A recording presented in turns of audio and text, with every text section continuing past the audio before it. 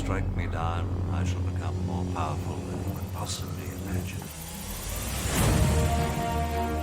Welcome everybody, this is Bulldog, and today I want to talk about a 3 vs 3 team that I think is very underrated, a team that a lot of you either have or will be getting soon. Those of you who have been slow farming Mando and Greef should be very close to getting him to 7-star, but that's this Bossk Mando Greef team, and it is going to work very well on offense against teams that don't have a lot of control and don't have a taunt. And in 5 vs 5, it can be kind of hard to get Bossk contract off quickly because you have to hit the weakest character. In 3 vs 3, a lot of times you see the tanks dropped, so you can go right after the weakest character. He can get his payout off very, very quick, and that's going to allow Mando to disintegrate somebody. So the best example, maybe the most efficient use of this team, and something that I anticipate becoming very, very popular, is using this squad against your Grievous B1, B2 squad. It's a very, very common team that you see on defense, and after trying this team out against some other squads that you'll see later in the video, I took this one on in Grand Arena. Only had one shot, so I didn't get to record perfect footage. There's some things I did wrong, but I'll kind of talk about what's going on here. So B1's always going to be the weakest. You can taunt with Bossk. I was worried that it was just going to get cleared by B2, so that's why I didn't go ahead and taunt. I just went ahead and went for the assist on B1. I don't have the Zeta on Mando at this point, so he's not getting that turn meter. I wish I would have used a basic on Greef. Greef's basic hits twice. So in 3 vs 3, his basic has the same number of hits as calling the other bounty hunters to assist. So I could have saved that. It's not going to matter in the end. B1 is unprotected. We've got plenty of time to get some hits off. With Bossk lead, bounty hunters are pretty tanky. Mando's got that bounty hunter's resolve, so he can revive if he needs to. Again, I wasted Greef's cleanse there because I forgot that his payout is actually going to cleanse the bounty hunters anyways. But now we've hit payout. Now all we have to do is get that crit chance up on Mando so that he can disintegrate. So I stopped going after B1 because I didn't want to trigger B2, so he continues to cleanse. And then, okay, B1 dies anyways. Grievous is unprotected here. You can go right after him and get that disintegrate, and you've got a very high banner win here. So you've got Greef, who's again going to cleanse. Mando has no relic levels. If he was relic 7 like the Grievous that we're facing, probably would have a full banner win here. Turns out he was just short on protection, but it still worked very well. So that was in Grand Arena. Then I had Elyon setting some teams on defense for me so I could get some more footage. So huge shout out to him. Here we're going against a Padme team. And again, you can see this Padme team is much higher relic. This would be much tougher if there was Kenobi in there, but sometimes, again, you've got to drop some characters. You'll see teams like this. Sometimes you'll see Kenobi in there, but if there's no tank, this works very well. Now, one thing that I screwed this up a couple of times. This was the only one that took me multiple attempts to get through, and it was just because I ran it wrong.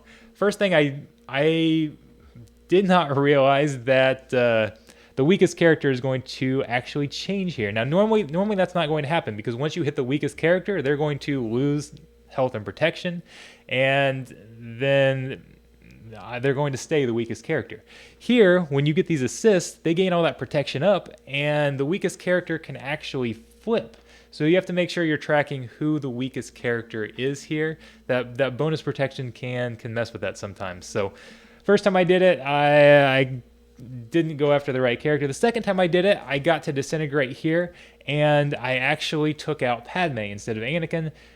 Anakin then went nuts. It didn't work very well. So third time I tried it, went after Anakin, and this worked beautifully. So the other thing I was kind of doing here, you might kind of question why I keep changing my targets around. I basically, it's hard to get through with Padme, and you're calling all of these assists. You're getting all that protection up. It is kind of tricky to get through.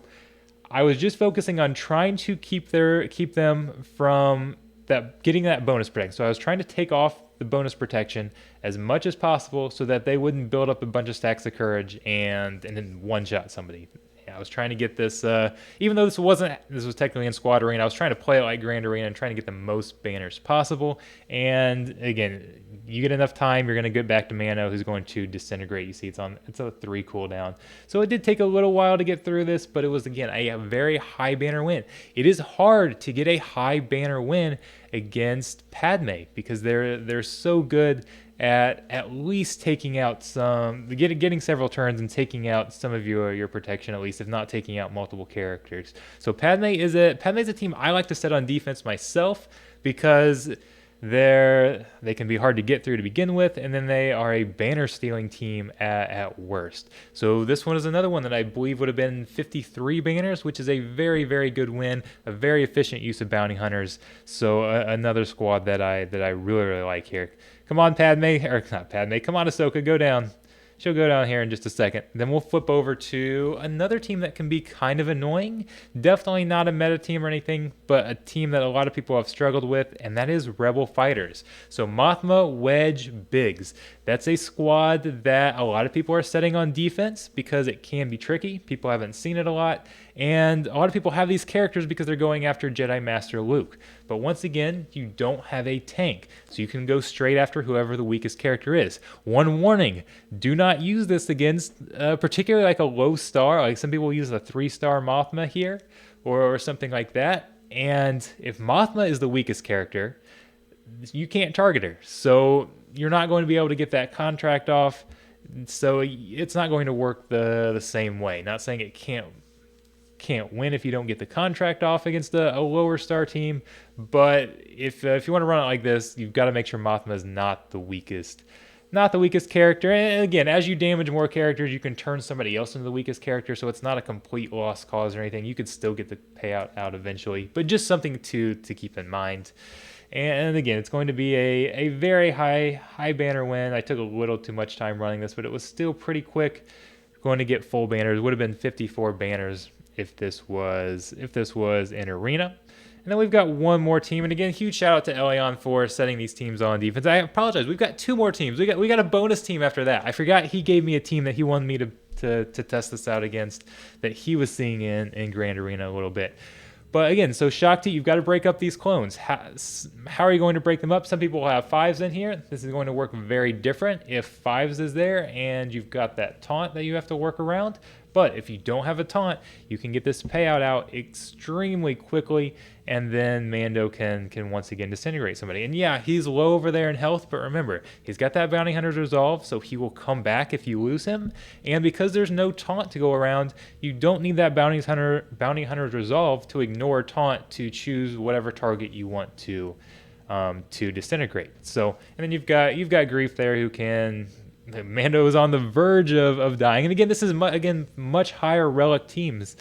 Mando has, I think we've got a total of like 3 relics here or something. You can look back in the video. I forget now. But he still didn't even get through that Bounty Hunter Resolve. Mando's going to heal everybody up with Bossk's payout. You're going to help heal everybody back up. And we get up to what I believe ends up being, once again, I think it was 54 banners. We'll see here. We'll see here in just a minute. Again, this was an arena, so you're not actually seeing the banners, but you can see what it would have been, because I think we get back to Mando's heal one more time.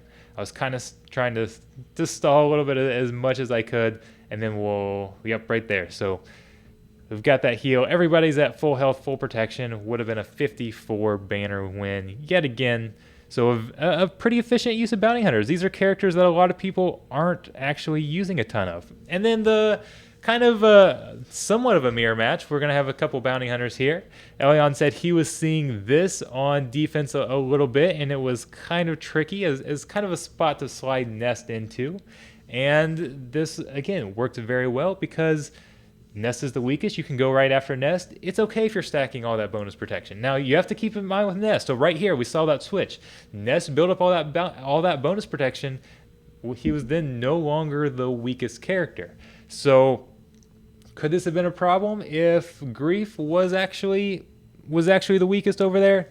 I don't think it would have been an issue, even though he's behind stealth, because once we hit Mando a few times, he would have become the weakest. Would have delayed payout just a little bit, but as you're going to see here, we've got plenty of time on this. I actually decided to disintegrate Mando first before nest.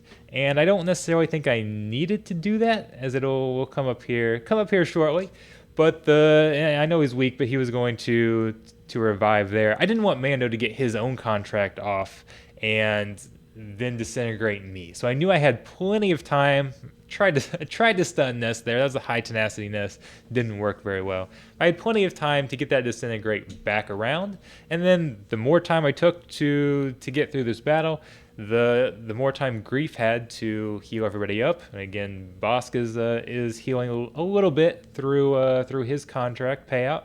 So allowed everybody to get up to full protection and get those max banners to try and get as many banners as possible. Although I wasn't sure if I got enough. Actually, that probably would. He's not quite full protection, but usually, actually, he did get up to full protection. So again, there's that Bossk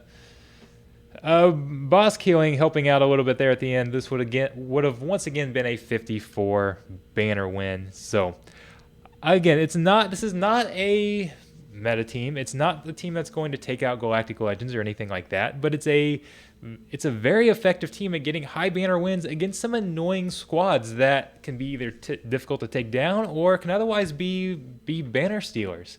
So there's, again, 5 versus 5, it's kind of a different situation because you've usually got some mechanism of hiding your weakest targets, whether that's a taunt, whether it's stealth, things like that, better ways to control teams.